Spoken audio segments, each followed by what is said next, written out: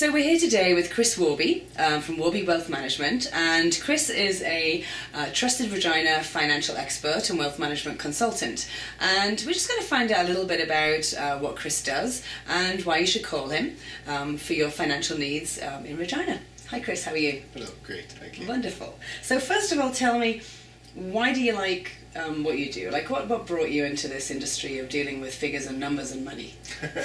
Well, and it's not everybody's bag of tea, you're right about that. I got into it the old-fashioned way through my father.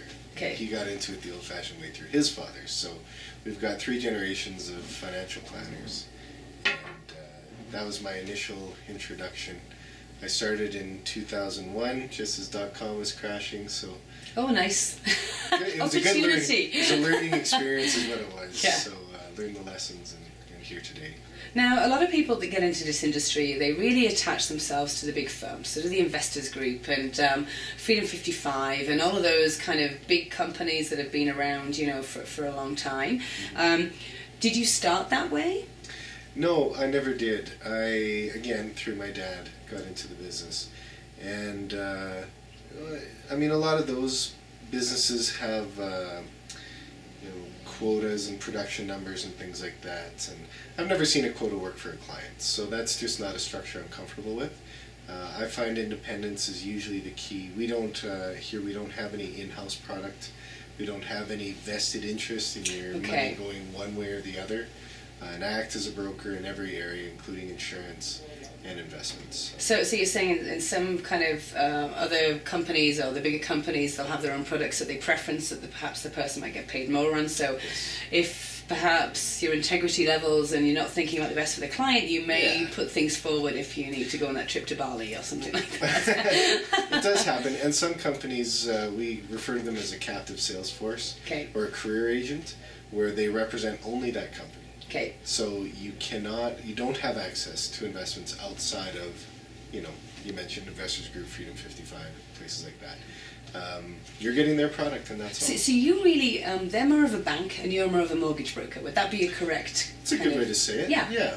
So you can go from place to place to place, and obviously you do get paid from the people that you're putting forward as a finder's fee, if you like, or a consultant fee to help people choose the right product of that basket. But it's generally the same from company A's. Investment A and investment B will pay me about the same. So I've no.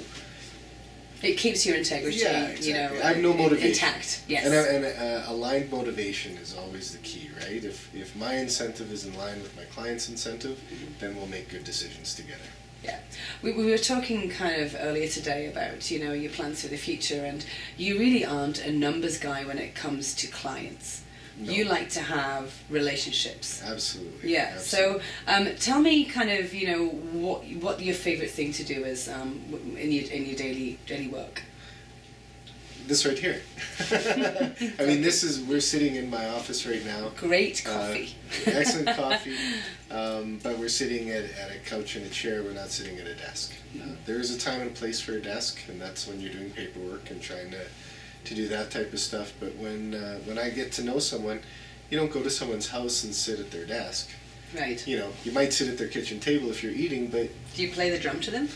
No. I don't. But where do you sit when you visit someone? Usually in the living room, usually at something like this. So this is a good place where we can get to know each other. So people find you either from referrals, which I know is a really big part of your business. They come to you via Trusted Regina. They find you kind of online. They hear about you, or any way that they come to you. What's that first meeting like? What's your goal in that meeting? Really, it's just to get to know what you're looking for. I mean. And it's funny because I get asked this often, how long does a first meeting take? And it's like, well, what do I need to bring? Yeah, what do I need to bring? All this type of stuff. And it's funny because, some places pride themselves on getting in and out, not taking up too much of your day. Yeah. Well, I pride myself on the opposite. I pride myself on taking the time to really get to know you and understand what you're trying to accomplish. In my schedule, in my calendar, if it's a first meeting, I probably have blocked out an hour and a half to 2 hours. Okay. We may not take all that time, but if I'm really going to have an exploration of what you're trying to accomplish. It's going to take time. Now, after that, it's... So what you're saying is you're starting with the end result and then you're working back from there? Is Absolutely. that how you... Yeah. Absolutely. And I think of that as strategic thinking, right? Mm-hmm. You have to develop why you're doing it. Mm-hmm. And once you know why you're doing what you're doing, a lot of the whats happen on their own. You know what I mean? Yeah. So yes, absolutely. Wonderful. So, tell me your ideal client. Ideal clients, usually age-wise, they're in kind of the 40 to 60 range. They're ramping up to retirement. They're just transitioning into retirement. They're kind of, in 60 to 65. They're at the point. The questions they're asking are these ones: will I have enough for retirement? How will I retire? How do I take all of these RSPs and pensions and all this stuff? When will I be able to turn that into an income stream? How do I turn it into an income stream? How does my life progress after I'm done working? Yeah. And it's funny because a lot of our conversations, we talk a lot about money and all these things, obviously, but we also talk about, hey, what are you going to do with yourself? Yeah. Yeah, you can sit on the couch for a week, maybe two. Are you going to help the kids? Are you Yeah. going to, have they been through school? Do you want to spend 6 months escaping this bloody awful winter that we have here? But I'll tell you, one of my successes that I really enjoyed from 2013 was I had a retired couple who, he has always wanted to go to Hawaii, and they have always been concerned that they maybe didn't have enough money to do it. Yeah. And I knew they did. I had no concerns. Yeah. And it was in a longer conversation that I found out that this was a desire that they had wanted to do this. So I was able to say, here's how you can afford it. And I think they might be there right now, actually. Oh, that's neat. Which is it's a bucket list. It's a tick, and exactly. it's kind of we should all try to tick things off as much as we can. But retirement is a place where you don't want to be worrying about not being able to do things that you've always wanted to do or that you've put off till you're retired. You just nailed it. Worrying.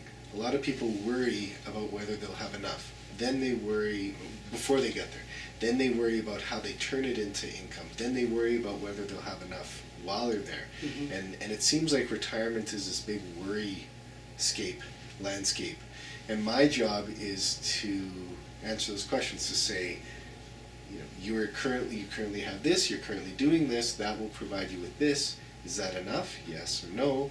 Okay, let's map out that path so that you don't have to worry. So what you're saying is Worby wealth management, retirement, and financial planning without the worry. Exactly. There we go.